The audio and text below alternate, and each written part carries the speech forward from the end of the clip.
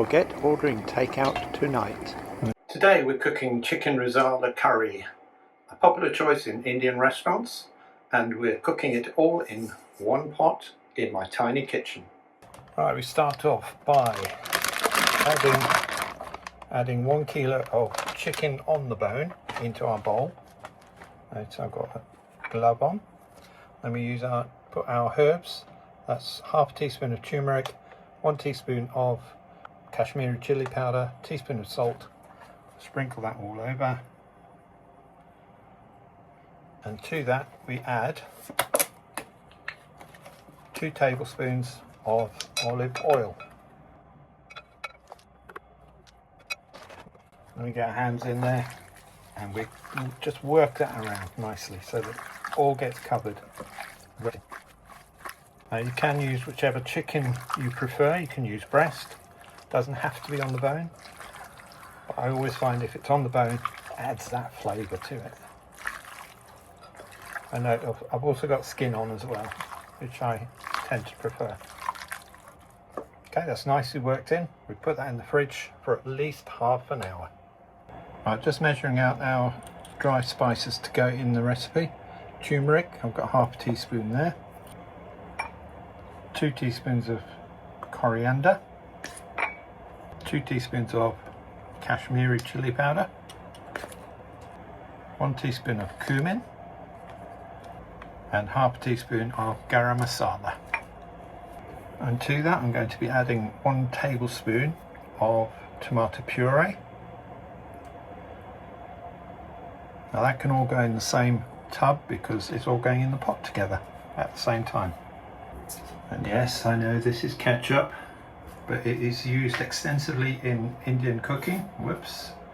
And we want about 3 tablespoons of tomato ketchup. Right, now at this stage my recipe calls for some plums to be added to the recipe. I could not find them in any supermarket I went into. Dried plums not available. So I'm actually going to try something a little bit different in this recipe. If you can get plums, use them.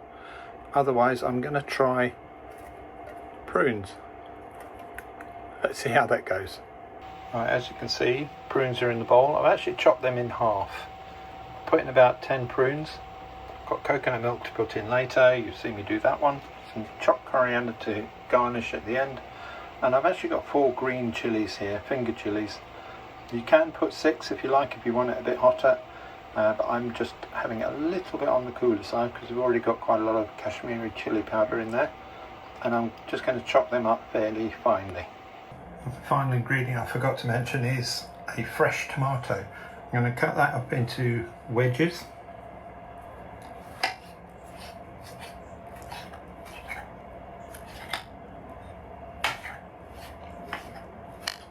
Right, let's get cooking. Turn the heat on. And I'm going to put about 1 cup of oil into the pan. And as we let that heat up, I'm just going to get the chicken out of the fridge. Now, as you will see, I've got a lot of chicken in there. And I'm going to have to cook it in batches. So I'll take about half of it, fry it off both sides, and then do the other half separately. Right, how do you tell if your oil is hot enough to put your chicken in? Well, you can either use a temperature probe like I've got here to this, and it's running at close to 150 degrees C.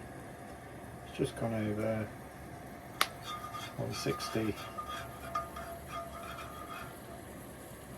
about 165. If you haven't got a temperature probe, I've got a little piece of onion. Put that in. If it starts frying immediately like that one, you know it's hot enough. So now I can put my chicken in.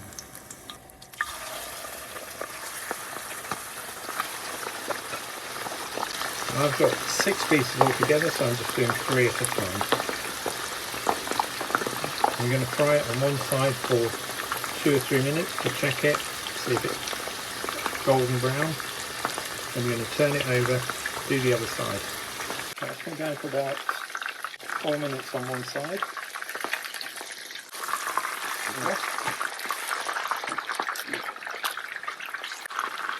It's been going for about 4 minutes on the other side. I'm going to take these out of the pan.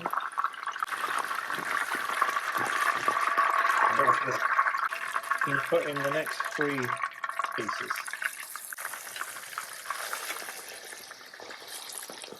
Once again, cook that for 4 minutes each side. Just look at that. Doesn't that look gorgeous? Now bear in mind, chicken is not all the way cooked through. We will finish that off in the sauce. Now what we need to do is to pour away all but 6 tablespoons of oil into a heat-proof dish. We'll put the heat back on, and once that's hot, again we add bay leaves, cinnamon sticks, cardamom pods, garlic and ginger into our pan. Give that a little stir. And quickly after that, add in the onions.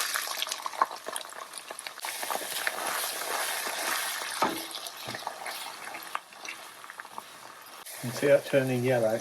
That's from the oil that we used earlier to cook our chicken. And we need to add about another teaspoon of salt.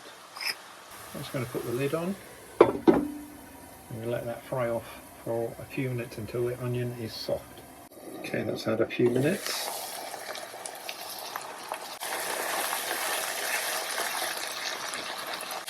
Looking good. Now we add in all our spices, the ketchup, the puree, that all goes in there together. Then add our prunes, or plums if you can get them.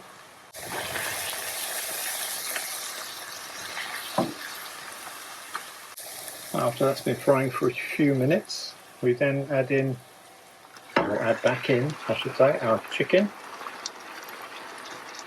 And just turn that over nicely so get all that nice sauce coating the chicken.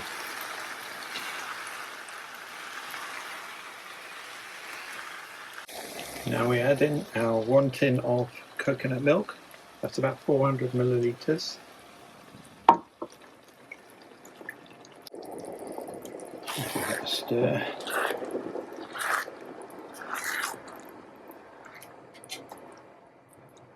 A lot of recipes out there ask you to add extra water to beef up the sauce. Generally it's around about a cup or so. I always start with half a cup. So I feel you can always add a little bit more if you need to. Again, we'll just stir that in. Now we add in our chilies. Just going to spread that around.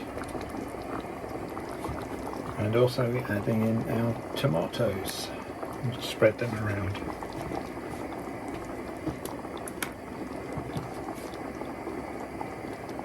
Let's bring that up to a low simmer.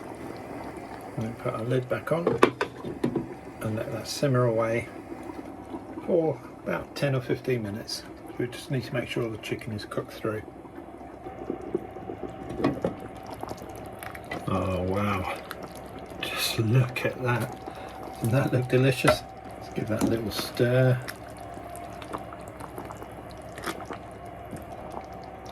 Right, that is cooked and now ready to serve. Just one last ingredient is to just sprinkle on a bit of fresh coriander.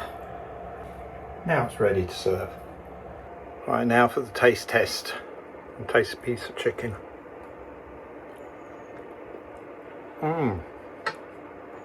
That is actually delicious.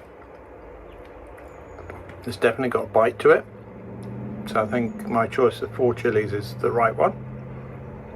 More would have just made it blow my head up. Delicious. And that is chicken rezala made in my tiny kitchen in one pot with a view like this. And if you want this recipe, it's down in the description below. See you next time. Take care.